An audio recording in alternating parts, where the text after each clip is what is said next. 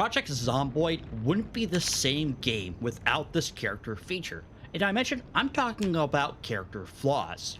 So when you're making your character, I actually like the fact that you have to have flaws along with the positive traits. You can pick one of the pre-made occupations, but I always have a fun trying to make myself in it because there's a lot of flaws I can pick, clearly. Honestly, this was a feature I hated about Project Zomboid. Like maybe the first 5 characters I made because I was struggling so much. But the more I played with it, the more I learned, the more stories that happened to me with these different characters that you're able to build through the flaws and occupations and all of that, the more I came to appreciate it. And now it's one of my favorite things about Project Zomboid. One of the things that I find interesting about the flaws is that they're grounded. They're not some sort of really far out kind of situation. A lot of them actually are things that happen a lot to people. I have to say the only one that's a little bit more far out is the conspicuous one, which makes it so the zombies spot you easier. But I think that one's just a little bit more fun. Listen, as someone who is clumsy and has a tendency to have accidents happen to them, I that's the way I see conspicuous. I know it's more of the zombie sense you more, but that's kind of how I've chosen to view it. Is you're less sneaky. You don't have the sneak trait. You don't have quiet footsteps, that kind of thing. Sunday Driver is another one I almost always pick. And at first, it was kind of fun because it kind of kept me under the speed limit. So when I did crash, it didn't hurt as much. But as time has progressed from build 41 to build 42, I'm noticing that I think they've changed Sunday Driver to be a lot more apparent. If I start to drive the car from a dead stop and I have my wheels turned, I barely move. And it's kind of interesting because it also really affects off road now. If I even have a 4x4 vehicle, I will crawl like a regular person driving with a sedan or something in Project Zomboid through the dirt. It really is kind of like a, oh, okay, cool. You're making them better because I used to say that the Sunday Driver was kind of a free flaw because it didn't really affect me much.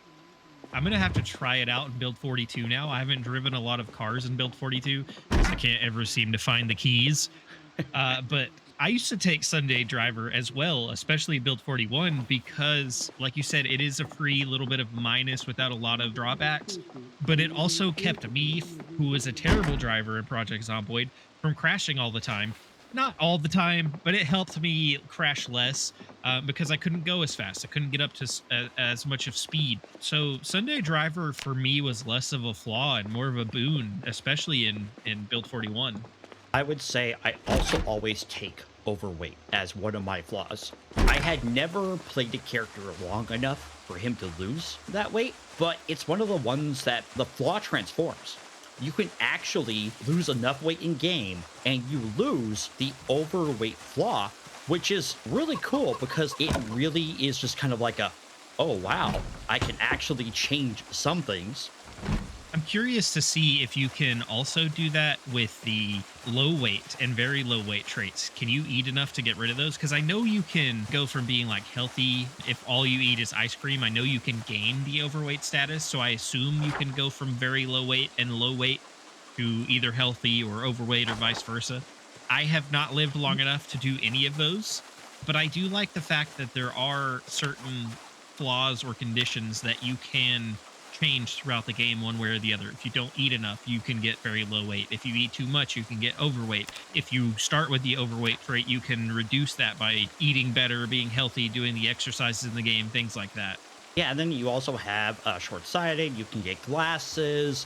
If you're a deaf person, because that's one of the flaws, there's actually hearing aids you can find. As weird as this sounds, short-sighted and the death flaws are two of my favorite flaws in the game because of the way that they work.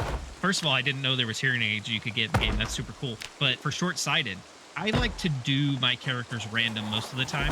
So it just gives me flaws, it gives me boons and profession or whatever. And then I just kind of go in blind and try to see how it works. Well, I did that one time and got the short-sighted part and didn't realize that how it would actually affect my character if I dropped my glasses until at one point I'm fighting an undead and it knocks my glasses off, and all the edge of my screen starts to go blurry, and I started freaking out. I'm like, did I just get infected? Did I get bit? What happened? And I realized I just dropped my glasses. But that's how they chose to put the short-sighted thing on. And if your glasses break, I guess you just got to keep going until you find some more prescription glasses.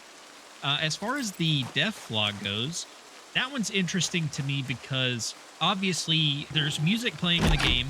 I can obviously hear my real world surroundings and everything like that, but I can't hear zombies. I can't hear glass break. I can't hear footsteps coming up behind me in the game. If you're in an area where you're not fighting zombies, you're kind of off out in the fields or whatever, the game can get real peaceful because it's so quiet, and you can get into this real like comfort zone, and then a zombie grabs you and turns you around and starts chomping on your shoulders. It comes out of nowhere. And I loved that because of how much that quiet of the game kind of lulled me into a sense of security and then immediately brought me out because I stopped paying attention to my surroundings. And kudos to anyone who can play with a deaf character and survive for a long time, because that plus 12 to your positive traits, you probably have some awesome stuff. But there also are flaws that aren't possible to fix. Like we have claustrophobic, being panicked when indoors. We have the reverse of that. And I'm not going to try to pronounce his name because that looks hard. But you get panicked outdoors. There's all thumbs. It makes transferring inventory items slower. And not just, going to take me twice as much time. No, it's 4 times as much time to do that. And I'm sorry, there have been plenty of times I needed to pull my spare weapon out of my backpack. I don't know how people would survive in that situation. But kind of going over the other ones is like cowardly, disorganized, illiterate. Playing with that one, that's like, what do they call it when people beat the game with 1 life? Oh, 1 life, whatever things. I would be impressed by somebody who took that and had a character survive for at least 1 to 2 months with it. It's rough because it takes so much longer to learn the skills. It's not necessarily like something that you can't live without. You can live without the books if you choose to. You can obviously live without the books if you have the illiterate perk or flaw. It makes the game so much more difficult because you have to progress so much more slowly. It's already hard enough regularly taking the time to read those books, but not being able to do it at all slows your progress so much. Then we have like disorganized as another one that you can never get rid of, which reduces all of your cargo capacity across the board by 30% for everything you find. I can't take that. I can't take that flaw because I'm already always over encumbered as it is. These are the flaws I take for my character. I do Sunday Driver, I do High Thirst, and I do High Hunger. Now, I like those because, one, they kind of represent me, and then I also take Overweight. I'm a little bit overweight. They're the ones that I really enjoy because they do really kind of cause things. I have to refill my water bottle a lot in game, and the hearty appetite only really affects me when I go into the red of the food. It's not, those two actually, I think, could be a little bit more pronounced as a flaw because it's kind of silly that High Thirst gives a +1. These things are more of a inconvenience than really a flaw. I agree in a way. I think where the flaw comes in is when it gets to late game. If you haven't prepared yourself, for example, the High Thirst, once your sinks come out in the world and you've run through that water in those sinks, or even in just in your like immediate vicinity, if you haven't gotten to the point where you can build drain collectors, or you stop finding cans of soda, bottles of beer, bottles of water, any of that kind of stuff, that High Thirst is going to come and hit you real hard because you're going to start you're running out of water sources. You can drink from puddles on the ground now, which it's going to help you some, but that's probably not going to sustain you for very long either. Same thing with the High Hunger or the High Appetite. The more you eat, and especially if you don't think about it ahead of time and start conserving like canned food or growing your own food, some of that food is going to start going bad. The perishables obviously are going to start going bad once the electricity's out and the refrigerators and freezers stop working. You've got to either hunt then, you've got to be growing your own food, or you better hope you have a stash of canned food that's not going bad, or then that High Hunger or that hearty appetite is going to come back to bite you in the late game. I didn't think of that, and I fully agree. Late game, that's going to be start to be a problem.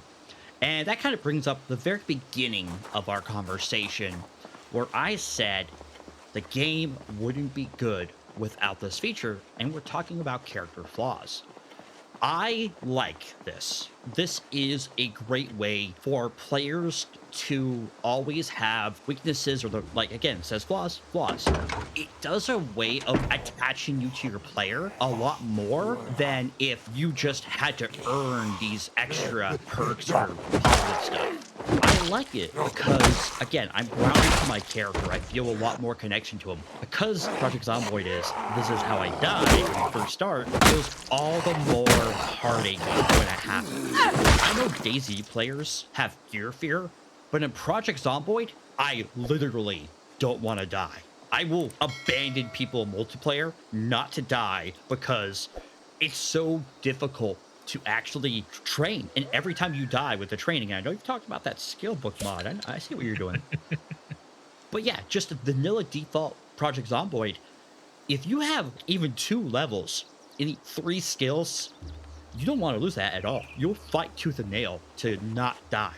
The thing with flaws for me is kind of twofold. One, I feel like Project Zomboid would be almost too easy without some of these flaws because you would be able to build such a robust character and played the right way and with the right equipment, you wouldn't really have a lot of trouble without some of these flaws coming into effect. But my real favorite part about flaws, again, and we've talked about this before, I'll reiterate it every time we talk about Project Zomboid, is the story. Because of the different flaws and the different positives that you can have for your character, you can build a different character almost every time you play. And it can lend your experience to such variations of story each and every time you play that it's pretty rare that you're going to end up with the same experience every time you start a new character, every time you start a new world, unless you just go through and tailor that character to be the exact same every single time. I actually have a preset set for me and for my character, and I need to rename it. I don't know one for a podcast, but I had podcaster on it because I thought it was hilarious. But I think this was a really good conversation about one of the features in Project Zomboid we love, which is flaws.